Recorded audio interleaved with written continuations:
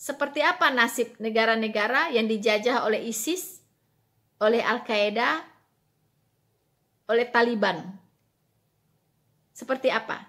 Hancur lebur.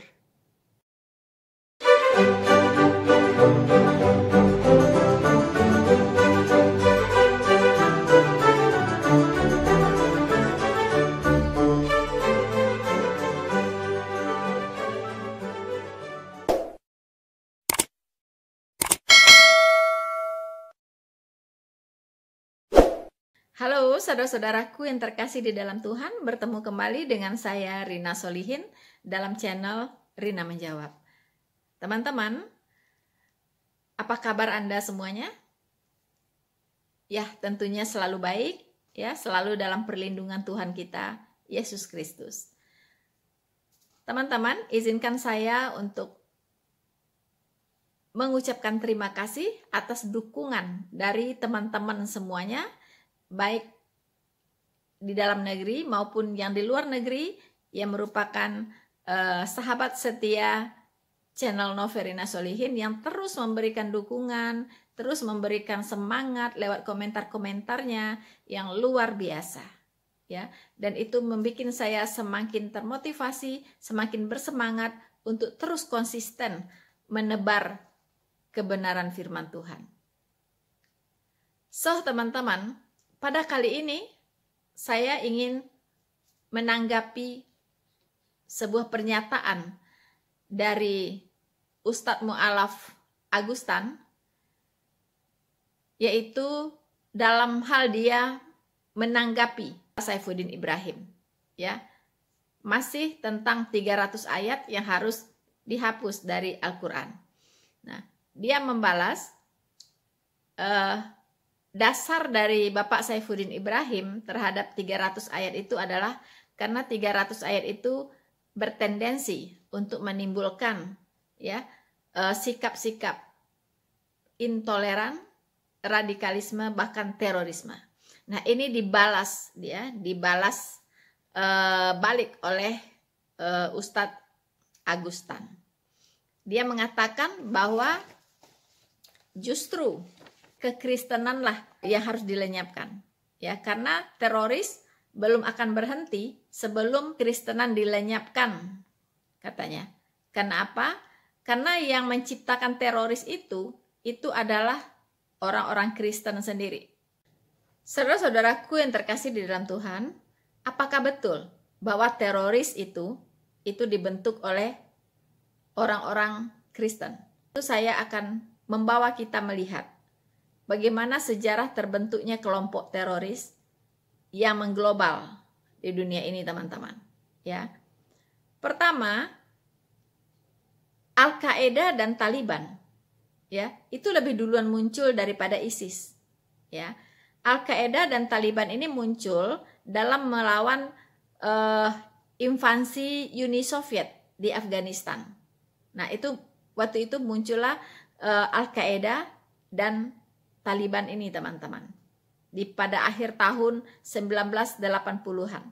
ISIS muncul belakangan. Al-Qaeda ini dipimpin oleh Osama bin Laden. Ya. Osama bin Laden merekrut orang-orang dari berbagai negara, ya, berbagai negara Islam untuk bergabung dengan Al-Qaeda, teman-teman. Nah, jika ditarik mundur, ISIS dulunya merupakan organisasi Al-Qaeda di Irak yang kemudian mengganti namanya menjadi ISIS. Lalu setelah misinya melindungi Afghanistan selesai, Al-Qaeda ini bukannya bubar, tetapi tetap hidup dan dapat terus berjalan. ISIS itu dibentuk pada April 2013, teman-teman. Kelompok ini menjadi kelompok jihad utama yang memerangi pasukan pemerintah di Suriah, ya, dan membangun kekuatan militer di Irak.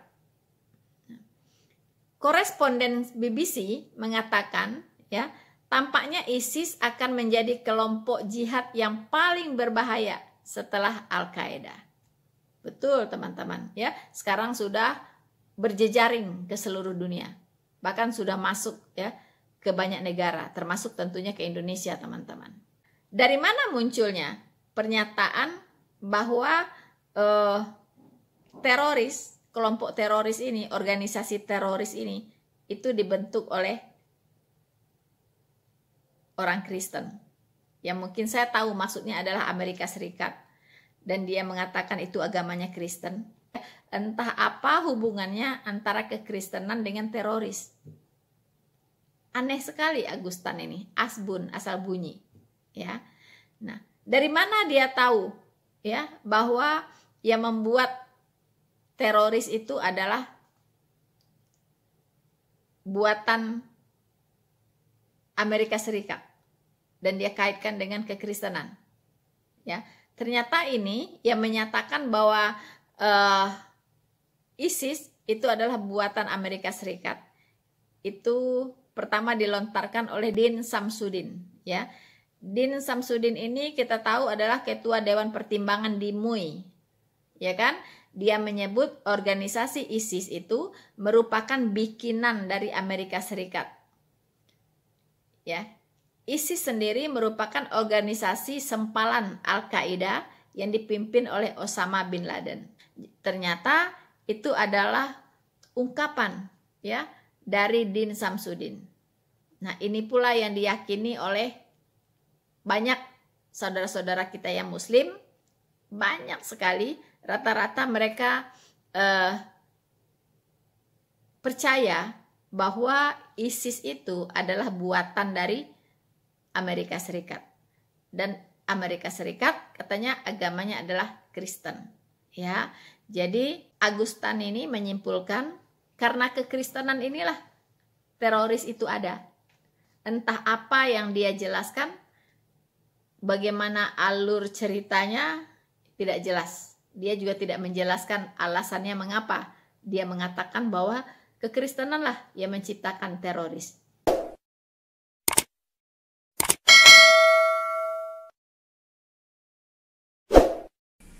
Assalamualaikum warahmatullahi wabarakatuh.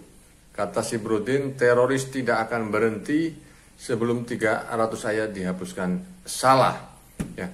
Teroris tidak akan berhenti sebelum kekristenan dilenyapkan. Kenapa? Karena ajaran kekristenan segala cara. Itu orang-orang yang menciptakan teroris, ya ini kan karena Brodin pura-pura buta aja, tuli aja. Yang menciptakan kan mbah-mbah kalian. Negara-negara yang kalian agungkan yang mayoritas Kristen. ISIS, Al-Qaeda, ya, senior-senior Amerika mengakui bahwa mereka yang menciptakan. Dan mereka beragama apa? Beragama Kristen, Brodin. Oleh karena itu saya mau katakan, teroris tidak akan hilang, lenyap, ya, mati satu tumbuh berganti selama kekristenan tidak dilenyapkan. Dan itu akan dilenyapkan oleh Allah. Saudara-saudaraku yang terkasih di dalam Tuhan, mari kita berpikir secara sehat. Ya. Sekiranya Amerika Serikat adalah pencipta atau yang mendirikan Al-Qaeda dan ISIS, pasti Amerika akan memelihara organisasi teroris ini dengan baik. Minimal untuk menjaga kepentingan-kepentingan dari Amerika Serikat. Dan pastinya organisasi teroris ini akan tunduk kepada Amerika Serikat. Tetapi kita masih ingat peristiwa yang cukup menggemparkan dunia, yaitu peristiwa 11 September 2001, yaitu dengan diserangnya gedung kembar World Trade Center WTC ya di Amerika Serikat. Nah, yang bertanggung jawab itu adalah kelompok Al-Qaeda ya. Mereka membajak 4 pesawat penumpang ya, kemudian meledakkan pesawat tersebut, menabrakkan pesawat tersebut ke gedung kembar. Nah, ini apakah mungkin begitu? Ya, organisasi ini dibentuk oleh Amerika Serikat. Lalu organisasi ini pula yang menyerang Amerika Serikat. Itu sepertinya tidak nyambung ya, tidak nyambung. Begitu, teman-teman. Tapi baiklah, saya akan menanggapi pikiran sesat dari saudara Agustan. Ya. Dia mengatakan bahwa kekristenan harus dilenyapkan. Ya, kekristenan harus dilenyapkan, baru teroris itu bisa lenyap. Maaf, saudara Agustan. Kekristenan tidak berdiri atas nama perang. Ya. Kekristenan tidak dibentuk, tidak dikembangkan dengan cara membunuh orang. Tidak. Ya. Kekristenan dikembangkan dengan kasih. Dengan menyebar kasih. Ya. Jadi tidak ada ceritanya kekristenan itu berdiri atas tumpahan darah, ya, atas tumpahan darah orang-orang yang tidak bersalah, ya, tidak berdiri atas aktivitas merampok, ya, atau menjarah, ya, atau membunuh orang, tidak. Kekristenan berkembang dengan kasih. Justru orang-orang Kristenlah yang banyak menjadi korban di sepanjang sejarah ketika Injil itu disebarluaskan. Banyak sekali penginjil-penginjil yang mati martir, ya, karena menyebarkan berita baik. Ini Anda harus tahu, ya. Jadi tidak ada hubungannya kekristenan dengan teroris. Nggak nyambung ya, ajarannya nggak nyambung ke sana, begitu. Nggak ada titik temunya, tidak ada titik temunya antara ajaran kekristenan dengan terorisme. Sangat jauh bertolak belakang, begitu. Ya. Teman-teman Muslim ini banyak mengira bahwa kekristenan di Indonesia dibawa ya dengan cara apa? Menjajah, begitu. Sorry, ya, penjajahan ya oleh Belanda itu bukan atas nama agama, begitu. Belanda masuk ke Indonesia itu tidak membawa-bawa agama, tidak pakai nama agama, tidak, tapi itu murni misi politik, ya, misi politik teman-teman. Dan memang dunia saat itu dalam situasi kuasa menguasai, begitu, ya kan? Nah, Indonesia itu sangat menggiurkan bagi Belanda, di mana kita memiliki alam yang kaya raya, ya, dengan hasil bumi, rempah-rempah dan sebagainya. Itu menggiurkan bagi Belanda. Tapi ingat, ya, Belanda menduduki Indonesia itu tidak menghancurkan Indonesia. Tapi kita harus jujur, malahan kita harus jujur, banyak sekali peninggalan-peninggalan infrastruktur yang sangat baik, ya, yang merupakan warisan dari penjajahan Belanda. Anda kalau jalan-jalan ke Bandung, itu gedung-gedung ya, peninggalan Belanda, itu masih eksis sampai hari ini. Gedung-gedung yang begitu bagus, yang kuat. Kalau Anda berjalan-jalan di Bandung ke Jalan Asia Afrika, itu semua gedungnya itu buatan Belanda, peninggalan Belanda. Ya. Begitupun jalan-jalan, begitupun pohon-pohon, ya, banyak pohon-pohon besar di Bandung itu sudah ditanam dari zamannya Belanda, ratusan tahun umurnya.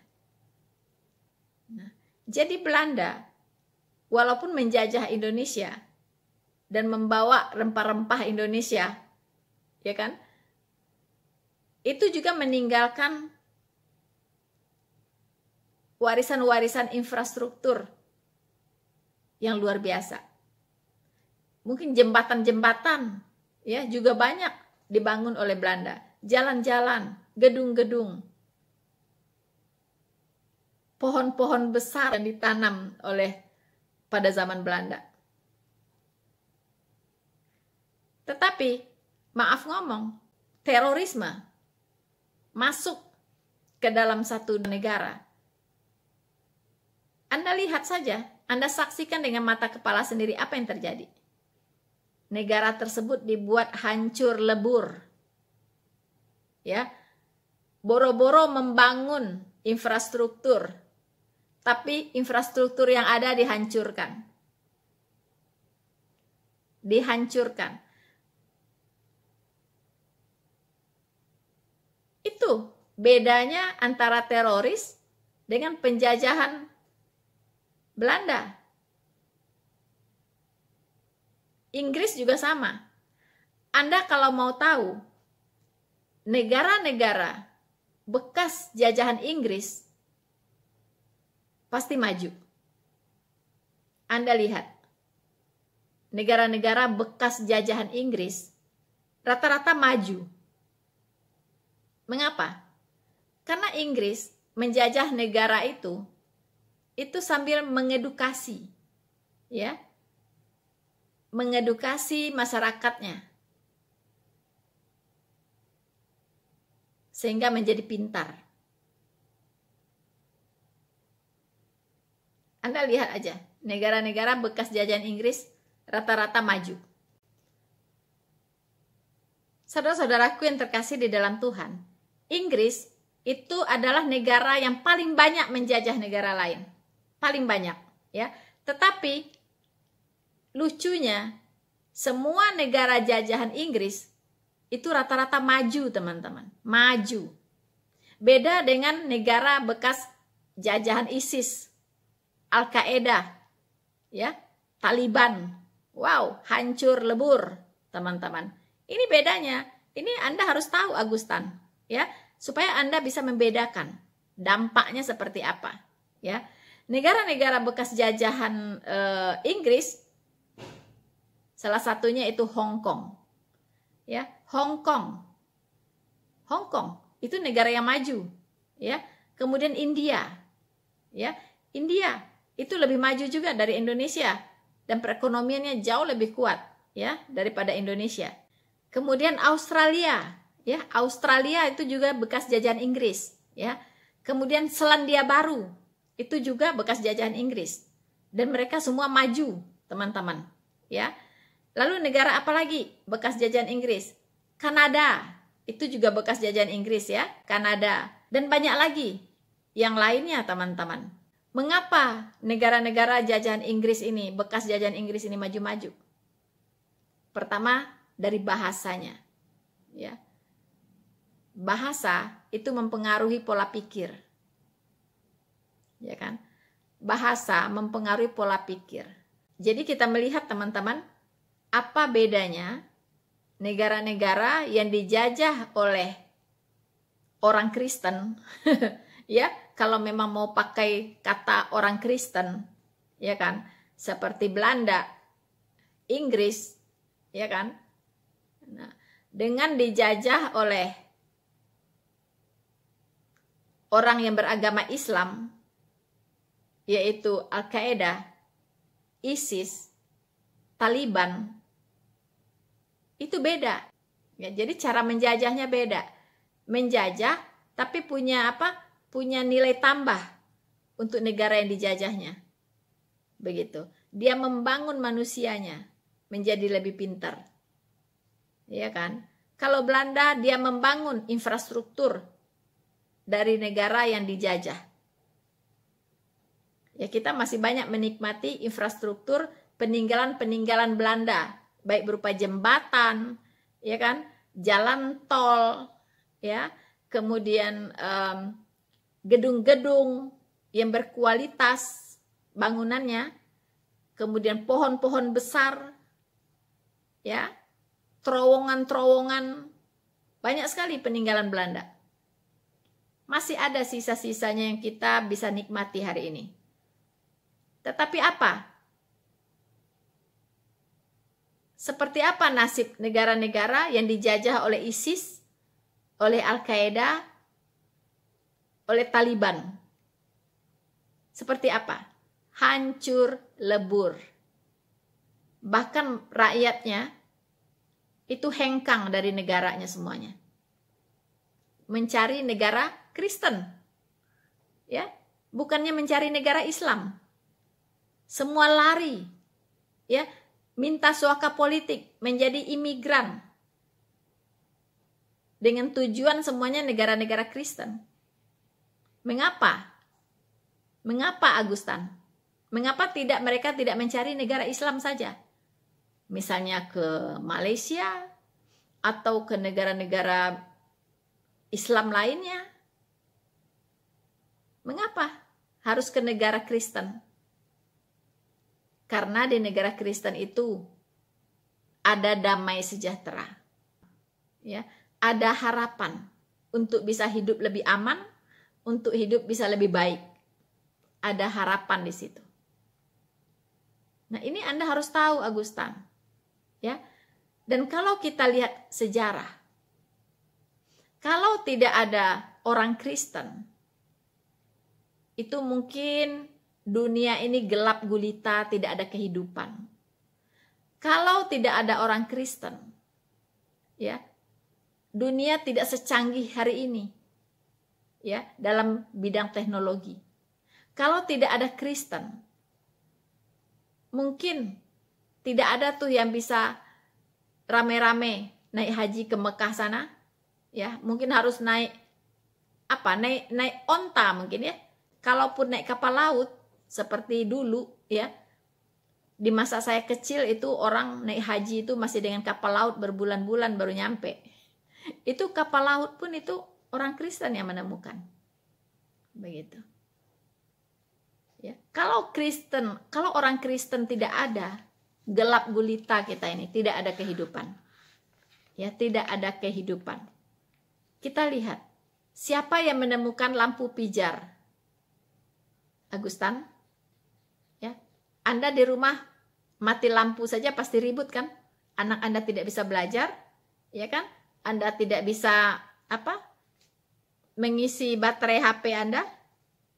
Anda tidak bisa menghidupkan alat-alat elektronik Anda.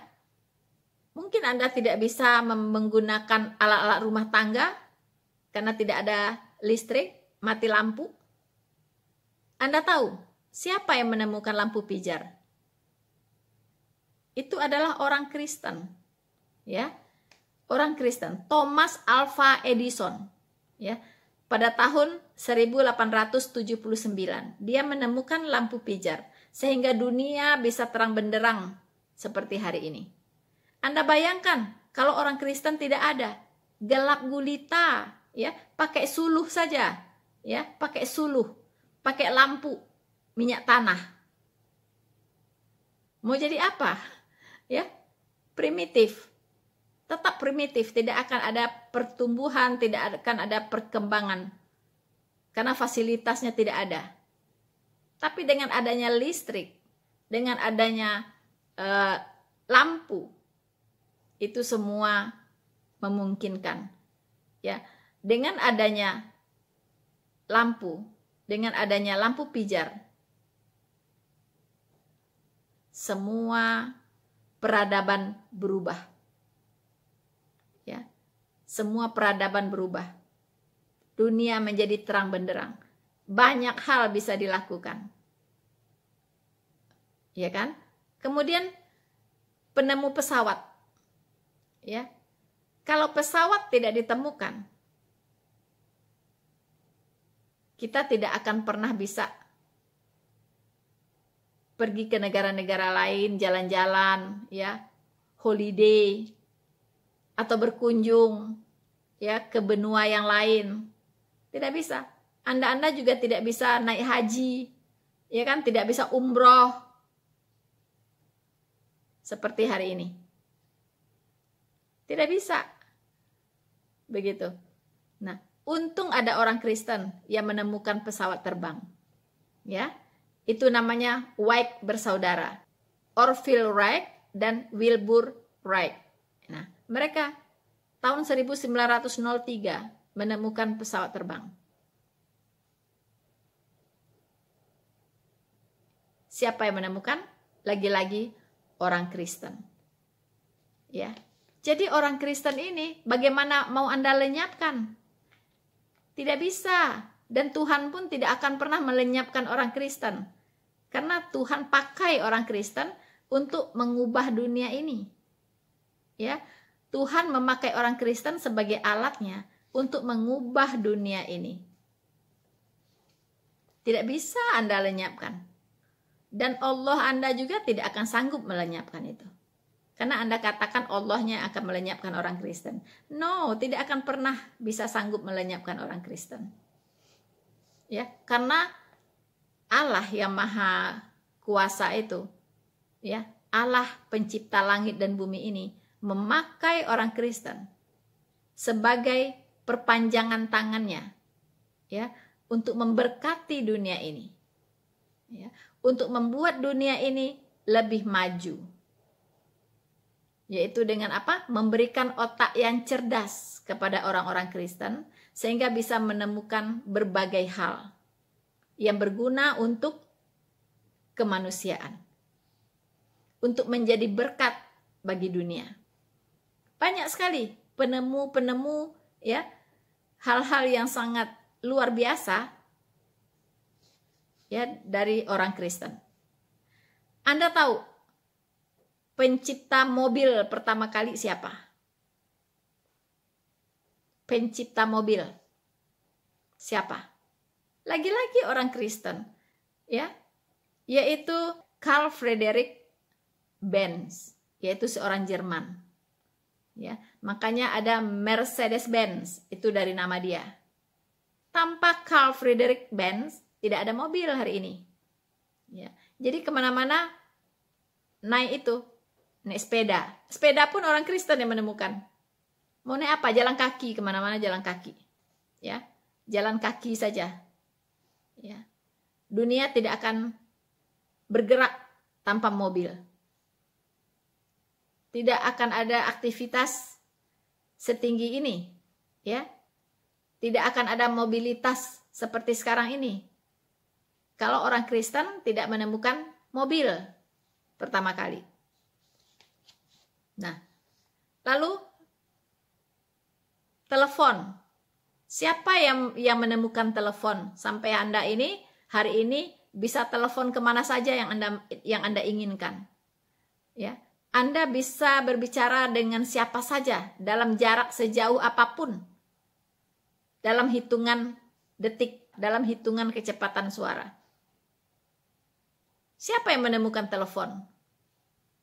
Lagi-lagi orang Kristen. Ya kan? Itu telepon, pesawat telepon, ya. Pesawat telepon itu ditemukan oleh Alexander Graham Bell tahun 1876. Bell, ya, jadi kalau orang nelpon itu dibilang ngebel. Itu dari nama dia. Ya, ngebel dong, ya, telepon dong. Ya kan? Orang Kristen yang menemukan Alexander Graham Bell. Itu yang menemukan telepon pertama kali. Ya. Ini orang Skotlandia. So, bayangkan kalau Bell tidak menemukan telepon, Anda masih main surat-suratan saja. Ya. Kemana-mana bersurat-suratan. Kalau ke luar negeri berbulan-bulan baru nyampe. Tetapi dengan ditemukannya telepon, setiap saat Anda bisa berbicara dengan siapapun dalam jarak sejauh apapun. Luar biasa. Ya.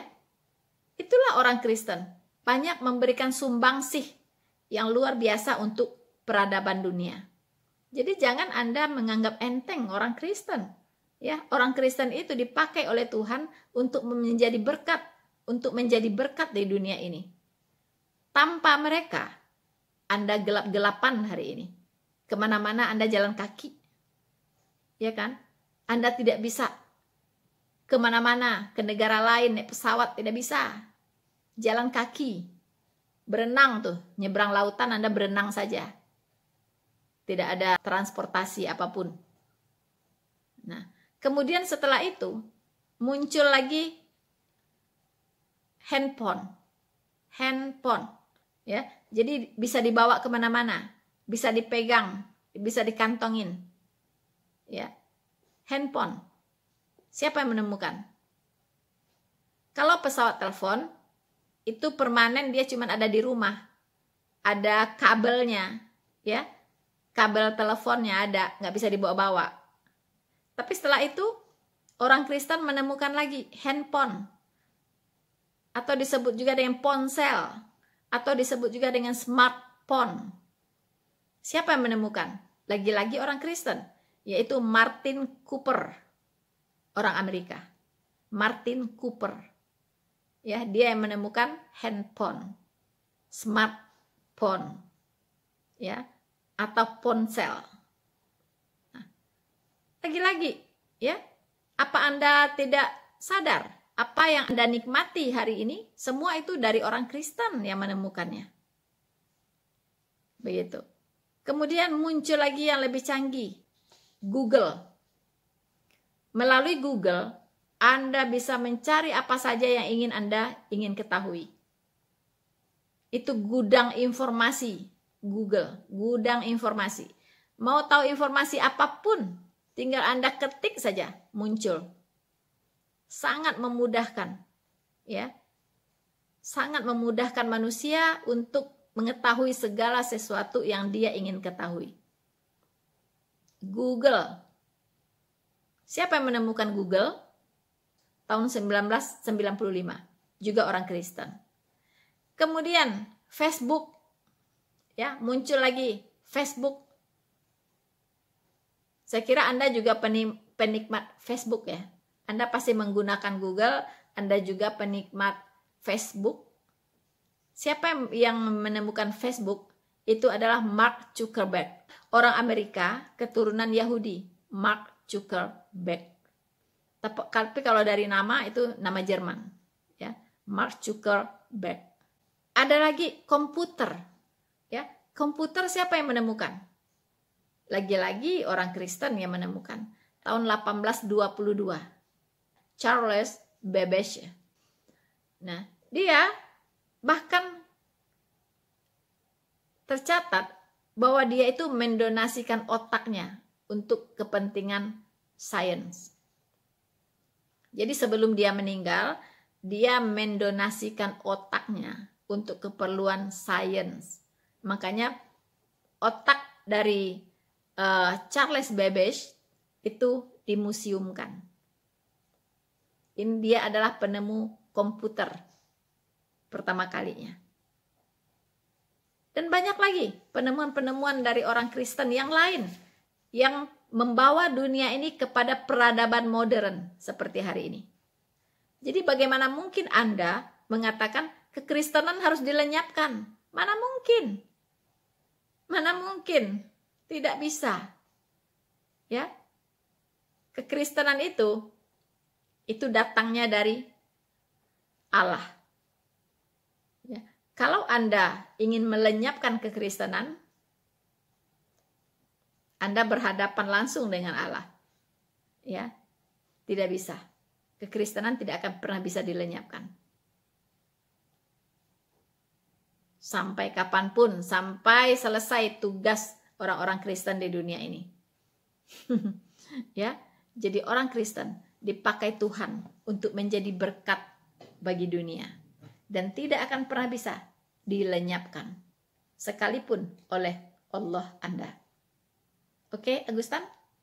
Saya kira sekian dulu ya tanggapan singkat saya untuk Agustan ini supaya sedikit bisa clear ya. Otaknya bisa clear, jadi tidak sembarang bicara. Ya. Kalau seandainya Anda tidak suka dengan pernyataan Saifuddin Ibrahim tentang 300 ayat itu, silahkan Anda counter. Seperti saya.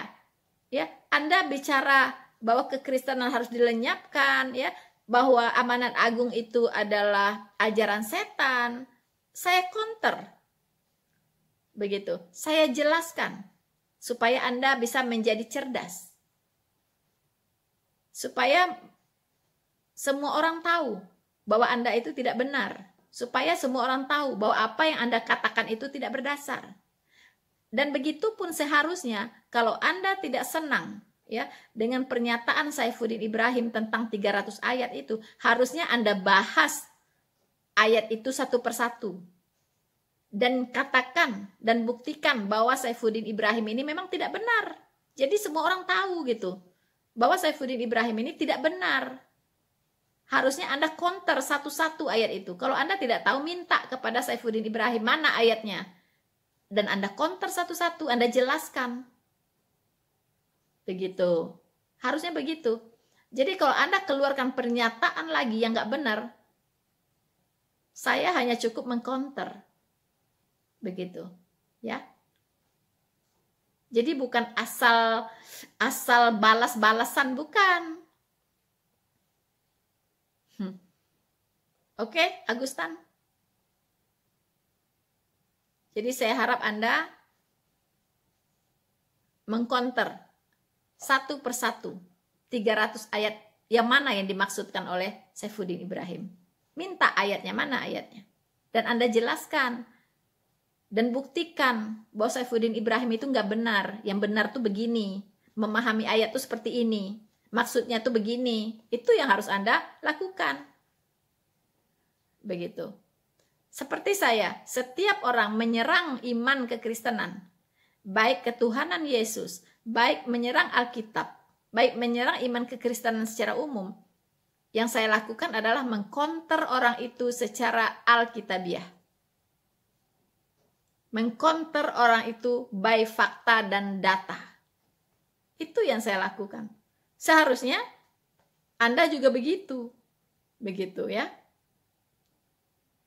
Oke, Agustan, semoga Anda paham dengan apa yang saya jelaskan tadi. Dan jangan pernah berpikir, kekristenan tidak ada hubungannya dengan terorisme. Ajaran kekristenan tidak nyambung dengan teroris. Ya, justru kekristenan itu anti terorisme. Anti terorisme. Catat itu. Ya. So, teman-teman, saya kira sekian dulu apa yang bisa saya sampaikan. Semoga kita semua tercerahkan dan selalu semakin kuat di dalam iman yang benar kepada Kristus. Sama saya, Rina Solihin, Tuhan Yesus memberkati kita semua. Semakin diserang, semakin terang benderang. Maranatha.